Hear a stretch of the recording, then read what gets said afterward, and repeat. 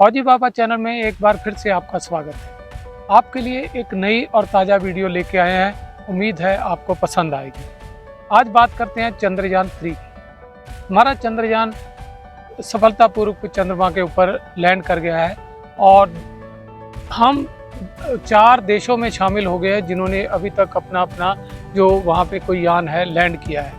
और ये सबसे बड़ी सफलता ये है कि भारत पहला देश है जो मून के दूसरी तरफ लैंड करने में कामयाब हुआ है, जहाँ पे आज तक कोई लैंड नहीं कर पाया, क्योंकि वहाँ पे पानी की उम्मीद है। तो ये एक बहुत बड़ी सफलता है कि वहाँ पे टेम्परेचर ठंडा है, सूरज नहीं आता है, तो वहाँ पे लैंडिंग बहुत मुश्किल है, क्योंकि लैंडिंग सोलर पैनल से एनर्जी से होती है और एक टिपिकल विंडो थोड़े टाइम मिलती है जिसमें आपको वो सोलर पैनल को एनर्जी मिलती है और आपका कोई भी यान जो है वहाँ पे लैंड कर सकता है।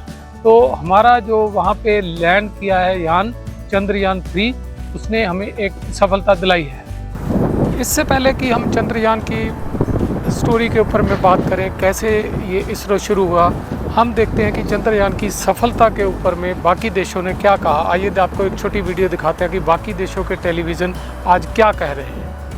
India has done it. It has become now the 4th country to land a spacecraft on the moon after the US and China and the former Soviet Union. India has made space history, becoming the first nation to soft land a spacecraft on the moon's south pole.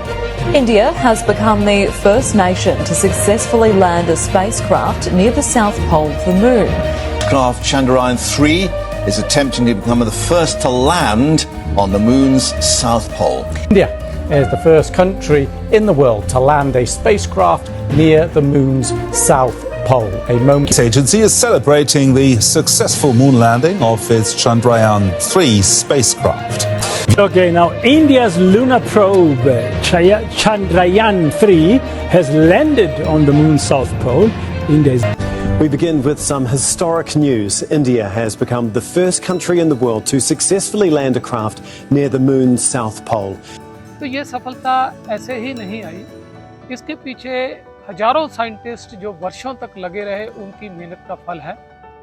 हालांकि आपने देखा होगा थोड़ा बहुत scientist और ज़्यादा वहाँ पे जो पूरा देश इसको देख रहा था, यूट्यूब के ऊपर इसरो का चैनल तकरीबन 80 लाख लोग एक वक्त में देख चुके थे। तो इससे पहले सबसे पहला सवाल तो ये उठता है कि लोगों का टीवी से विश्वास उठ गया और इसरो का यूट्यूब चैनल होने के कारण इतनी बड़ी तादाद में लोगों ने इसे वर्ल्ड वाइड देखा और तकरीबन अभी तक 2 करोड़ लोग इसे उस वीडियो को देख चुके हैं। तो ये बहुत बड़ी उपलब्धि है और आज का हमारा वीडियो ये समर्पित है उन साइंटिस्टों को, उनको बैक एंड पे काम करने वाले को, क्योंकि एक साइंटिस्ट और इंजीनियर ही नहीं जो होते ऐसे रॉकेट को बनाते हैं, उसके पीछे बहुत सारे टेक्नीशियन भी होते हैं, बहुत सारे जो लोअर लेवल के कार्यकर्ता भी होते हैं। कोई नट फिक्स करने वाला, कोई ट्रांसपोर्ट करने वाला, कोई उसको खींचने वाला और कोई छोटे छोटे काम भी बहुत है। हज़ारों की तादाद में जो लोग इसमें लगे हुए हैं, मेरी सबको उनको बधाई है। हालांकि उनका नाम कहीं नहीं आता, पर उनके बिना ये सफलता मुश्किल थी। आइए बात करते हैं इसरो की एक कहानी। ये कहानी शुरू होती है साइकिल से चांद तक। साइकिल से चांद हमने इसका जो शीर्षक भी दिया है, आपने देखा होगा क्यों, क्योंकि एक कहानी शुरू हुई थी एक साइकिल से जब इसरो ने अपना पहला रॉकेट लॉन्च किया था। तो आइए बढ़ते हैं उस कहानी के ऊपर, कैसे बढ़ा, कैसे आज जो बड़े बड़े नाम थे, विक्रम साराभाई, पंडित जवाहरलाल नेहरू, अब्दुल कलाम जी, जिनको इस पूरे चंद्रयान 3 के बीच में कहीं जिक्र ही नहीं आया, क्या उनका योगदान था और किस तरह से आज हम चंद्रयान 3 की यात्रा पे पहुंचे हैं। 1960 में विक्रम साराभाई नेहरू जी के पास गए और उन्होंने कहा कि हमें स्पेस में भी कुछ जो रिसर्च है करनी चाहिए। तो नेहरू जी ने थोड़ा लाइटली लिया कि भारत एक गरीब कंट्री है, तो हम क्या इसे अफोर्ड कर पाएंगे। तो उन्होंने कहा कि आप भरोसा रखिए, हम बहुत लो कास्ट पे इसको करेंगे। उस टाइम उन्होंने जाके एक त्रिवेंद्रम के पास खुम्बा नाम का गांव है, क्योंकि ये जो गांव है एक टिपिकल लोकेशन है, उसको जाके उन्होंने ढूंढा और वहाँ पे उन्होंने सर्वे किया कि ये लोकेशन जो बहुत सूटेबल है यहाँ से किसी भी लॉन्च के लिए। ये विलेज जो कुंभा विलेज था, मैग्नेटिक इक्वेटर के ऊपर था, तो जो मोस्ट सूटेबल लाइन थी। अब कुंभा में जाके उन्होंने जो देखा तो सबसे उनको जो सूटेबल जगह लगी, एक चर्च लगी। तो उस टाइम उन्होंने जो विक्रम साराभाई और अब्दुल कलाम दोनों गए और चर्च के जो उनके फादर थे वहाँ पे उनसे जाके वो मिले और उन्होंने अपनी एक अजीबोगरीब जो डिमांड थी वो उनके सामने रखी। आज के ज़माने में अगर किसी रिलीजियस जगह में आप मंदिर, मस्जिद, गुरुद्वारे या चर्च में जाके ऐसी डिमांड रख दें तो शायद आपको वो उठा के बाहर फेंक दें, पर उस तरह थी सहनशीलता थी उनमें। उन्होंने पूरी डिमांड सुनी और सीरियस होके कहा कि आप संडे को हमारी जो चर्च की सर्विस है वहाँ आ जाइए।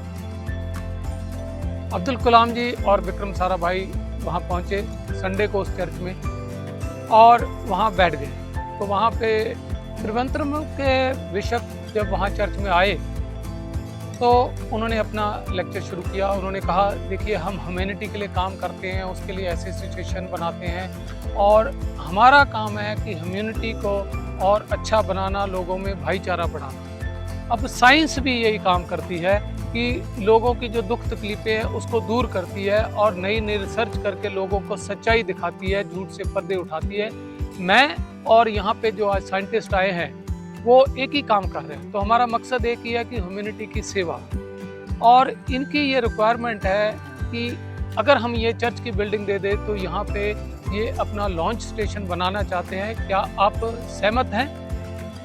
पूरे चर्च में सन्नाटा छा गया और कुछ सेकंड बाद किसी ने कहा आमीन, और उस आमीन के ऊपर सभी ने, जितने लोग थे चर्च में, खड़े होके तालियां बजाई और सर्वसम्मति से इसको एक्सेप्ट किया। और वो चर्च आज विक्रम साराभाई जो रिसर्च सेंटर है उसका एग्जीबिशन सेंटर है। जितने भी सैटेलाइट लॉन्च किए हैं उनके मॉडल वहाँ पे हैं, कभी जाएं तो देखो। ये इसरो की शुरुआत थी और इसरो उसी का ऑफशूट था और एक विज़न के साथ काम किया, वहाँ से चली। और जो कैटल शेड था उसको उन्होंने लैब बनाया। जो बाहर था वहाँ पे अपना जो ऑफिस था, जो उनके चर्च का ऑफिस था, उसमें उन्होंने अपना ऑफिस खोला। आज भी जो चर्च की बिल्डिंग हम आपको स्लाइड में दिखा रहे हैं उसी तरह बरकरार है और ये एक म्यूजियम में तब्दील हो चुकी है। तो ये शुरुआत हुई थी इंडिया के इसरो के मिशन की और ये मिशन उसके बाद चलते रहे। अभी मैं आपको बताऊंगा कि किस तरह मिशन आगे बढ़े और किस किस तरह से मिशन किस किस स्टेज में हमने क्या क्या प्राप्त। इसरो अगर देखा जाए आप अभी तक 124 स्पेसक्राफ्ट मिशन भेज चुका है। 124, शायद आप चंद्रयान 1, 2 और 3 या ऐसे छोटे मिशन के बारे में, बहुत सारे सैटेलाइट उन्होंने भेजे हैं और विदेशी सैटेलाइट भी लॉन्च करे हैं इसरो ने 431, जिसमें बहुत डेवलप कंट्री से जो सैटेलाइट हैं वो भी शामिल हैं। तो इसरो लगातार कामयाबियों की तरफ बढ़ रहा है। ये कोई आज की या अभी से शुरुआत की बात नहीं है। ये 1962 में इनकॉर्पोरेट हुआ।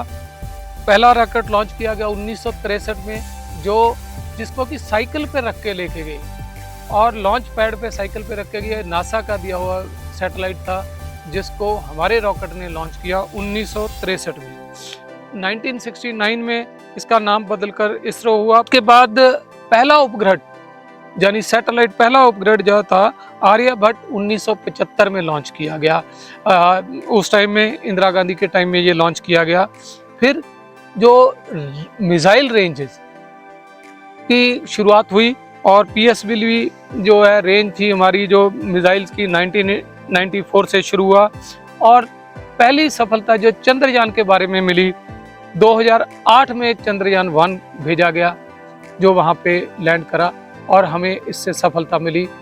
उस टाइम खुद प्राइम मिनिस्टर मनमोहन सिंह ने पूरी टीम को बधाई दी और उसके बाद जो बाकी मिशन है चलते रहे। मंगल मिशन जो एक बहुत इम्पोर्टेंट मिशन था 2013 में भेजा गया जो अभी चल रहा है और उसके बाद चंद्रयान 2 जो लॉन्च किया गया 2019 में तो वो किसी कारण से फेलियर हो गया। फेलियर होने के कई कारण थे। टीम ने दोबारा वर्कआउट किया और 4 साल की मेहनत के बाद आज टीम ने दोबारा वो कारनामा कर गया चंद्रयान 3 के बीच में।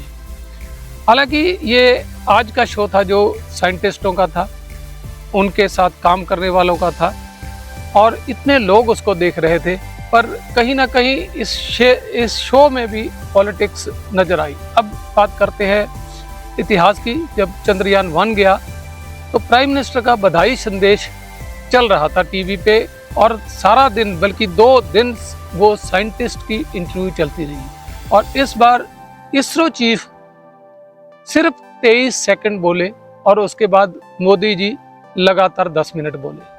और हैरानी की बात है कि उन्होंने वो टॉपिक टच किए जो यानी अमृतकाल वगैरह जो आम वो रैलियों में टीवियों पे बोलते रहते हैं, जो 80 लाख लोग लास्ट समय पे देखने का इंतजार कर रहे थे कि अभी चंद्रयान लैंड होगा और लास्ट मोमेंट देखना चाहते थे, वहाँ पे आधी स्क्रीन पे मोदी जी आ गए। और इसका असर क्या हुआ आप देख लीजिए, स्टैटिस्टिक यूट्यूब पे है। 80 लाख से जो गिनती है जब मोदी जी का भाषण शुरू हुआ वो 28 लाख पे आ गई। लोग उसमें इंटरेस्ट नहीं थे, लोगों का इंटरेस्ट क्या था कि लास्ट मिनट जो लैंडिंग है वो देखनी है, जिससे वो निराश हुए। मोदी जी का भाषण चला और उन्होंने बताया। कमांडर्स हमेशा पीछे होते हैं। अब बात याद आई कि एक बार इसरो का मिशन फेल हुआ तो जो प्रोजेक्ट इंचार्ज थे उन्होंने कहा कि मैं ब्रीफिंग करूंगा। तो अब्दुल कलाम जो इसरो के चीफ थे उन्होंने कहा नहीं, ये आज प्रेस ब्रीफिंग मैं करूंगा। तो उन्होंने पूरी प्रेस से कहा कि ये मेरी जिम्मेदारी है, एक टीम फेलियर हुआ है पर मैं इसके लिए जिम्मेदार हूँ, शायद कुछ गलत हुआ, कहीं ना कहीं कोऑर्डिनेशन में कमी थी और हम दोबारा आएंगे 6 महीने के बाद, हम इसी स्टेज पे बैठ के बात करेंगे। और 6 महीने के बाद जब वो मिशन सक्सेस हुआ तो उन्होंने जो प्रोजेक्ट इंचार्ज थे अब्दुल कलाम जी को कहा कि आप लीजिए ब्रीफिंग। तो उन्होंने कहा नहीं, आज आपका दिन है, ये सक्सेस आपकी है, फेलियर मेरा। तो ऐसे होते हैं कमांडर। जब भारत वर्ल्ड कप जीता 2011 में महेंद्र सिंह धोनी, तो किसी ने महेंद्र सिंह धोनी की तस्वीर देखी या उसकी इंटरव्यू देखी? नहीं। सारा दिन टीम के प्लेयरों की इंटरव्यू चली, पर सबको पता है कप्तान तो महेंद्र सिंह धोनी है। यहाँ भी पता है कि मोदी जी देश के प्रधानमंत्री हैं, सबको पता है। पर आज वो दिन साइंटिस्टों का था, जो उनकी प्रोजेक्ट इंचार्ज हैं कल्पना जी, उनका कहीं नाम ही नहीं लिया गया। मैं बाकी आपको साइंटिस्टों की तस्वीरें दिखा रहा हूं, तो इनके ऊपर कुछ डिस्कशन, कुछ उनको हल्लाशेरी पब्लिकली होना चाहिए थी, कुछ टाइम होना चाहिए था, छोटे से छोटे टेक्नीशियन को भी उस ग्रैंड इवेंट में बोलने का मौका देना चाहिए था, ताकि उसको पता लगे हम टीम का हिस्सा है। पर उनकी सिर्फ दूर से थोड़ी तस्वीरें बीच बीच में आती रही और ज़्यादातर स्क्रीन पे मोदी जी आते रहे, जाते रहे और लास्ट के तो 10 मिनट लगातार वहीं पे रहे। और इसरो चीफ को सबसे पहले मॉरली अपनी टीम को बधाई देनी चाहिए थी, उसके बाद टीम का कुछ मेंबरों को इंट्रोड्यूस करके कि ये इसके लिए रिस्पॉन्सिबल है, खासकर जो मेन हेड थे। उसके बाद जो स्टेज है वो सौंपनी चाहिए थी, ना कि हमारा मिशन सक्सेसफुल हो गया है तो मोदी जी आप हमें ब्लेस करें। ब्लेस ठीक है, ब्लेसिंग आपके ऊपर पहले ही ब्लेसिंग है। ये सब प्रोजेक्ट प्राइम मिनिस्टर की ब्लेसिंग से ही चलते हैं, तो इसे पब्लिकली बताने की जरूरत नहीं है। पर आज दिन उन लोगों का है जिन्होंने 4 साल की मेहनत के बाद एक असफलता को सफलता में बदला है। चंद्रयान 3 की सफलता के पीछे कौन लोग थे, तो आइए आपको कुछ के चेहरे दिखाते हैं, क्योंकि ये चेहरे आपको टेलीविज़न पे दिखने चाहिए थे पर नहीं दिखे, क्योंकि ज़्यादातर समय वहाँ पॉलिटिक्स की और भाषण की बात होती रही और अमृतकाल वगैरह की बातें हुई। क्योंकि ये चेहरे वो चेहरे हैं जिन्होंने बेतहाशा मेहनत करी है। मैं सभी के नाम नहीं ले पाऊँगा, सभी फ़ोटो नहीं दिखा पाऊँगा, क्योंकि लिस्ट बहुत लंबी है। टेक्नीशियन से लेके मैन्युफैक्चरर तक, असेंबलर तक, और हर तरह के लोग इससे जुड़े हुए थे। अब हम उनको ये भी आइडेंटिफाई नहीं कर सकते कि कोई साउथ इंडियन था, कोई बंगाली था, कोई पंजाबी था, क्योंकि वो सब भारतीय थे और एक टीम में काम करते थे, तभी ये सफलता हासिल हुई है। तो देखिए ये चेहरे जो मेन हैं, जिनकी उस दिन इंट्रोडक्शन तो ज़रूर होनी चाहिए थी और कम से कम इनको क्रेडिट मिलना चाहिए था, सामने आने का मौका मिलना चाहिए था, साथ ही कुछ और लोगों को मिलना चाहिए। तो देखिए ये हैं जो चेहरे जिनको हम इसका श्रेय देते हैं, जिनकी मेहनत के कारण आज ये सफलता मिली है। तो आपकी तस्वीरें सामने हैं, देखते रहिए और पढ़िए। इनकी नीचे जो ब्रीफिंग में मैंने छोटा छोटा इनका जो रिकॉर्ड है वो डाला है, कौन क्या है, क्योंकि सभी के नाम पढ़ने मुश्किल है। आज का दिन हमारा उन साइंटिस्टों को समर्पित है और हमारी वीडियो भी उनको समर्पित है। और बीच बीच में हम जो आपको दिखा रहे हैं, तो ये लोगों की असली मेहनत है जो चंद्रयान 3 को कामयाब किया है। तो देखते रहिए ऐसी वीडियो, आपके जो प्यार भरे कमेंट आते हैं हमें बहुत उत्साहित करते हैं। देखते रहिए हमारा चैनल, बेल का बटन दबा दीजिए ताकि आपको नोटिफिकेशन मिलते रहें। वीडियो पसंद आया तो शेयर करिए, लाइक करिए। जय हिंद।